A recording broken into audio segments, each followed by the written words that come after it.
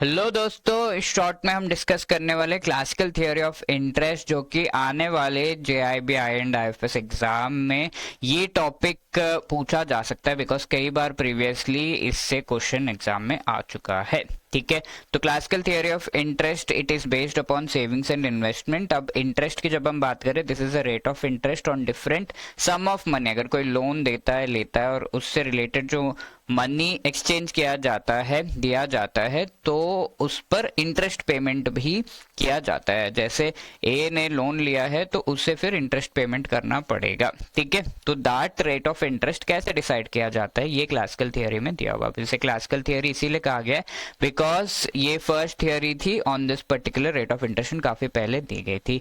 Who were the economist who gave this theory? Marshall, Fisher and Pigou. इसे demand and supply theory भी कहा जाता है, इसे कैपिटल थियोरी भी कहा जाता है, बिकॉज मनी कैपिटल यानी कि लोन लिया जा रहा है, एंड ये लोन किस लिए लिया जा रहा है? By a person, because he has demand for the investment. Invest करने का डिमांड है इनका, तो लोन ले रहे हैं।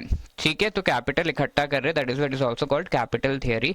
और ये जो थियोरी है कहता है कि रेट ऑफ इंटरेस्ट डिपेंड करता है ऑन टू थिंग्स। कितना सप्लाई ऑफ सेविंग्स, का पर्सन है जो अपना सेविंग्स दे रहा है in the form of loan, तो अपना सेविंग्स को सप्लाई कर रहा है, तो supply of savings for to meet the demand for investment. इस पर ये पर्टिकुलर जो थियोरी में कहा गया कि रेट ऑफ इंटरेस्ट डिपेंड करता है। तो demand supply theory, savings investment theory, capital theory, और ये सब रियल फैक्टर्स है, एक्चुअली जो हम सेव करते हैं, इन्वेस्ट करते हैं, उस पर डिपेंडेंट है। तो that is this theory is also called the real theory. सारे फैक्ट्स मैंने इस थियोरी से रिलेटेड बता दिए। This is a previous question, please try to answer it, pause the short and try to answer.